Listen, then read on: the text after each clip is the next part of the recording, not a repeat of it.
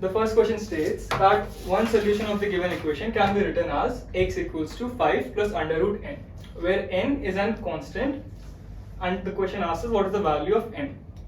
So the solution of a quadratic equation are the roots of that equation, right? So one way to solve this question would be to find the roots of this equation and compare it with 5 plus under root n to find the value of n. I can write the general equation ax square plus bx plus c equals 0, which is the general form of a quadratic equation.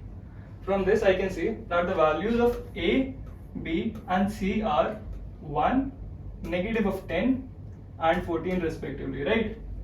So now I need to find the roots of this equation and compare it with 5 plus root n to find the value of n.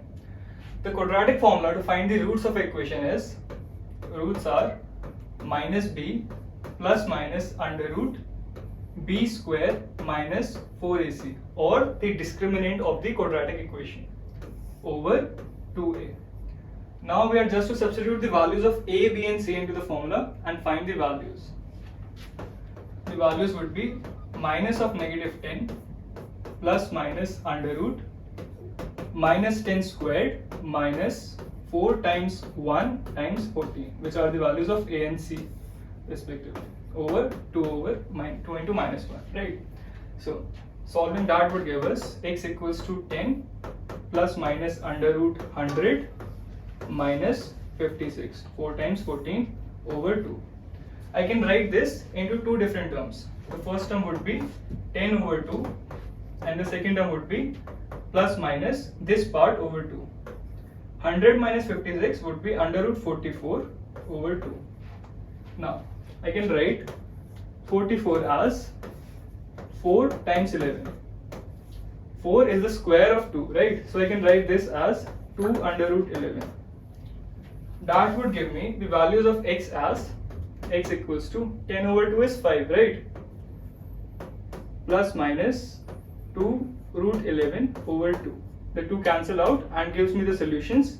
X equals to 5 plus root 11 and x equals to 5 minus root 11. Since one of the solution can be written as 5 plus root n, we are to take the positive solution. That would give us n equals to 11. The second question says that one of two equations in a linear system is 2x plus 2y equals 2. The system has no solution. Which of the equation could be the other equation in the system? Well, in a system of equation, we mostly use condition of solvability, which is a1 over a2, b1 over b2 and c1 over c2. These three have different relations depending on the number of solutions. We are given there are no solutions to the system. In that case, the condition would be a1 over a2 is equals to b1 over b2. Both of them are not equal to c1 over c2. Well, we know that one of these equation is 2x plus 2y equals 2. That would give us a1 as 2, b1 as 2 and c1 as 2. Now, looking at the options, if I put in the option D as the second equation, we get 2 over 2 equals 2 over 2 not equal to 2 over 3, which satisfies our condition of solvability for a system of no solutions. All the other options do not satisfy this condition. Hence, the option D is our correct answer. In the third question, we are given that in 2005, 10 phlox plants were planted in the garden. The number of phlox plants increased by 140% each year.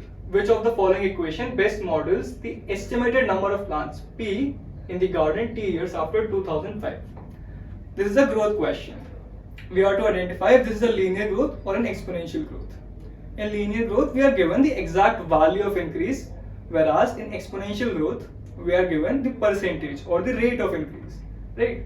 So in the question, we are given that plants increase by 140% each year.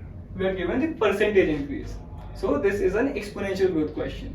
The formula for the final value in exponential growth is final value equals initial value times 1 plus the rate of increase over 100 raised to power the time which has passed.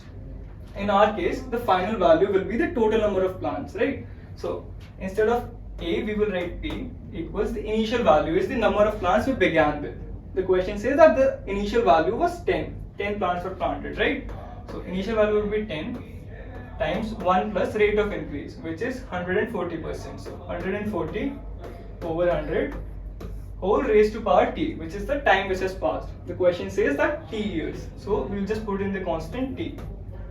T equals 10 times 1 plus 1.4 raised to power t, giving us the growth factor of 10 complete 2.4 raised to power t, which matches with our option D. Hence the correct answer would be D. The fourth question says that in triangle ABC and DEF, each has two angles measuring 35 degrees, right? Which of the following additional piece of information is sufficient to prove that triangle ABC is congruent to triangle DEF? We need to see which of these four options, if is true, I can prove that both of these triangles are congruent. So we need to work through our options, right? Let's look at our first option A, which says that measure of angle ACB and DFE are equal. ACB would be this angle and DFE would be this angle. Well, supposing that all of the angles of the triangles are equal, right? So can I say that those are congruent? Well, equality of angles would prove similarity. I can now say that angle ABC and angle DEF are similar to another.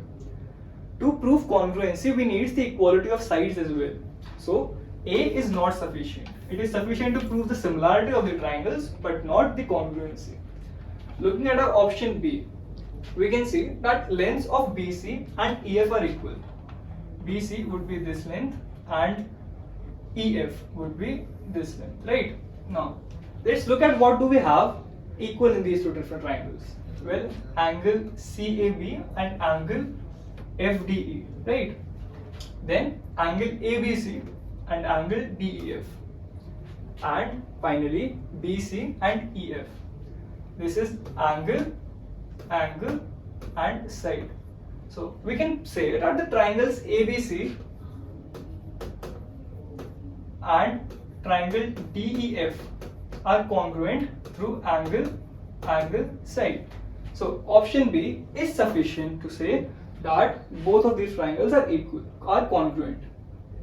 The fifth question says that two rectangular prisms A and B are similar to one another, where the longest side of prism A corresponds to the longest side of prism B.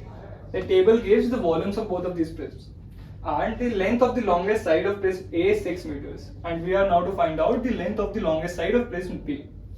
First of all, a rectangular prism is nothing but a cuboid.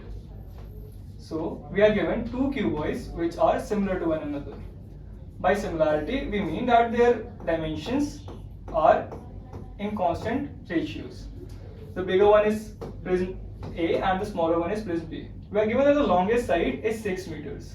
We have to find the longest side of prism B, let that be x meters, right? Now we are given that the volume of prism A is 96. Since that is nothing but a cuboid, the volume would be length of A times breadth of A times height of A.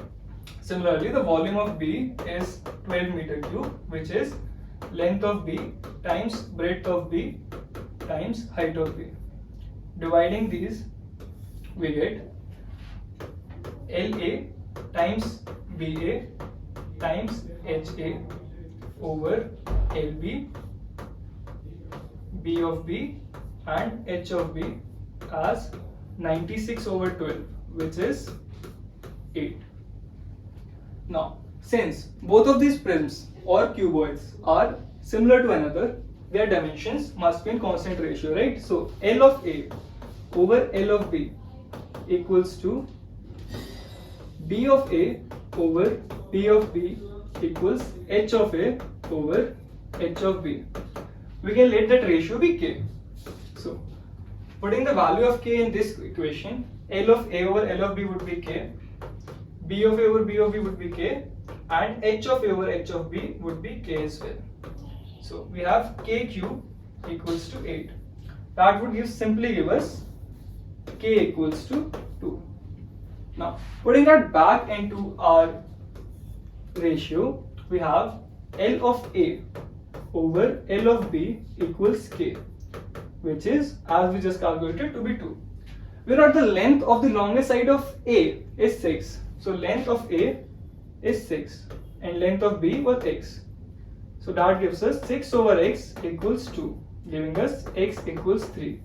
Hence, the length of the longest side of prism B would be 3 meters long.